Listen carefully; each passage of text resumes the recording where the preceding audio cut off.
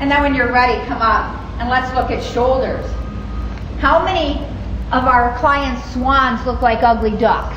But we still love them because, you know, they're doing the best they can. We all have stuff in our body. But because they're so tight, they come into extension and they, on the floor, they look like this, right? And then there's no chance to even do the neck roll. So let's try this. How many of you have tight shoulders? Yeah, how many of you are spinners? So here we go, me too.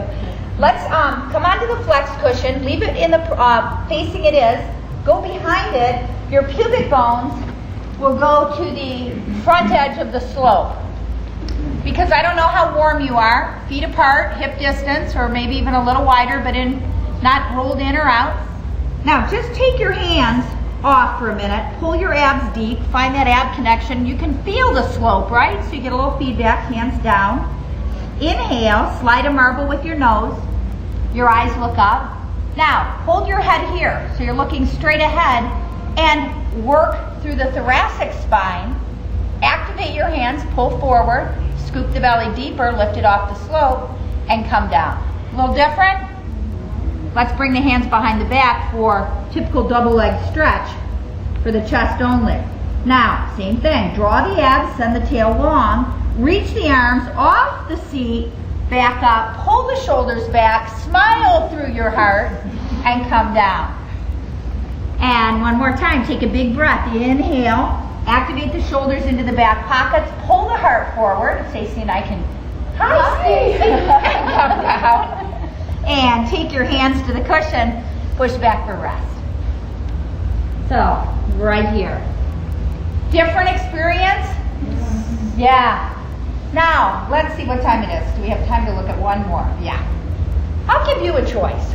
We can look at some prone work on here that you could do. I do want to just say, since we were in this position, because I didn't talk about this, the ability of the Flexcushion in Pilates to not just be a prop, but a piece of equipment in its own right, and to allow us on the mat to access many, many barrel exercises, reformer exercises, chair exercises that we can do that would be so hard if we didn't have the Flexcushion. How many of you teach reformer on the mat? And the students come out of the room after and go, oh my God, and they come in the next day and they can't stand up because they've over-recruited their hip flexors at the cost of connecting deeply into their abs. And so what happens is when we can position their hips and their body with a little support, exercises such as the footwork series, coordination, backstroke, become all of a sudden doable. And I don't know about you, but like if you're teaching beginners, how much Pilates can they really do if we're following the classical order? You're like milking it, aren't you? Oh gosh, oh that's 20 minutes, I got 30 left. Oh. But now all of a sudden, because of the Flexcushion, you can do so much more with the beginners. And so it's easy to fill an hour. It's easy to fill 2 hours.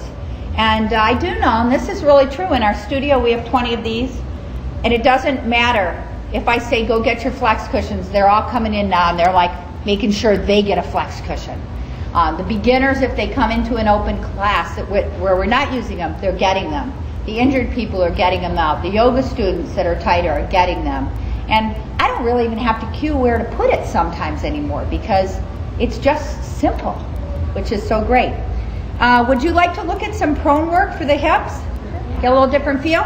Okay, so this time go ahead and turn your Flexcushion 180 degrees, front edge to the front.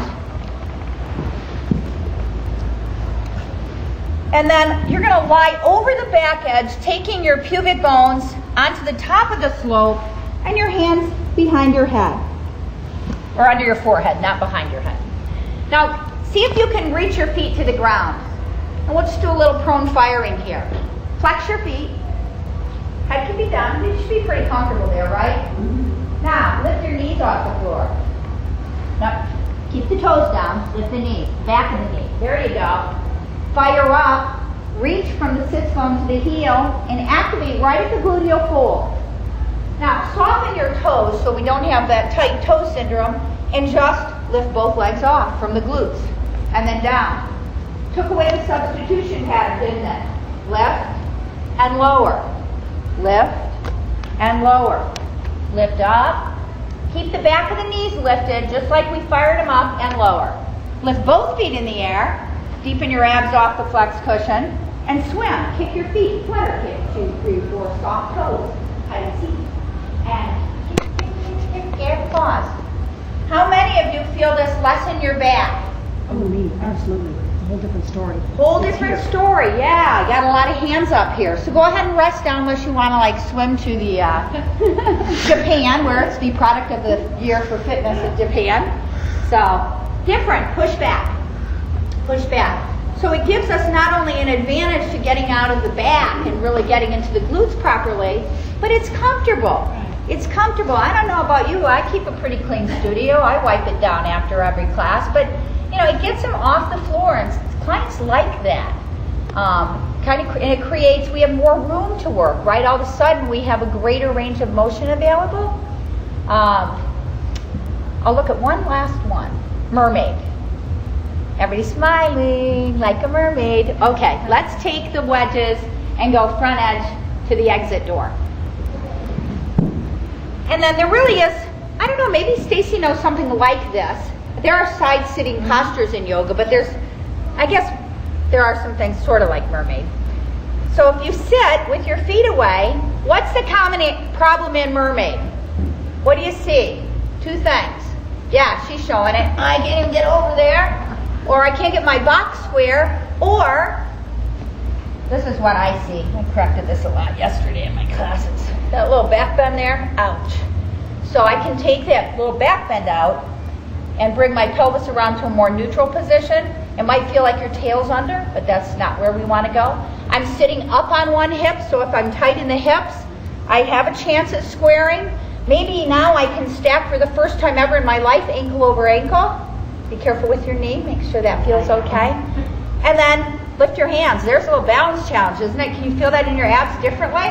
So all of a sudden the Mermaid becomes about the abs and not the arms. So let's go ahead and take our right hand to our bottom ankle if you can get it, top if you can't, and activate the left arm up. Now reach up, touch the ceiling. Reach up, pull down this hip. I don't know if it's your left or your right. Left. Into the slope and reach up. Put your arm right to your ear. It's okay to stretch your lats. Okay? I know some people are like, I was taught never to do this. But your shoulder blade's going to move and your lat's going to stretch. Now come over and flirt with the sailors. And then come out. Hold for a minute. Kind of hold this position. Ooh, there's deep ab. Put the top hand, palm up, and stretch over. Hey, sailors. Deepen your abs, and then use your abs, use your side body to drag yourself up. Hold your head, and really flirt. Come around. And then come up. Yeah. A little different experience? Yeah. I see that exercise, I think, done wrong more consistently than any other in Pilates. And it's really a kind of beginning level exercise, isn't it? But then all those years, they're patterning it wrong not because they're not listening to you and they don't care what their teacher says, because their body can't do it. They're not ready for it, and we keep putting it in, and yet we're not preparing the body and helping it.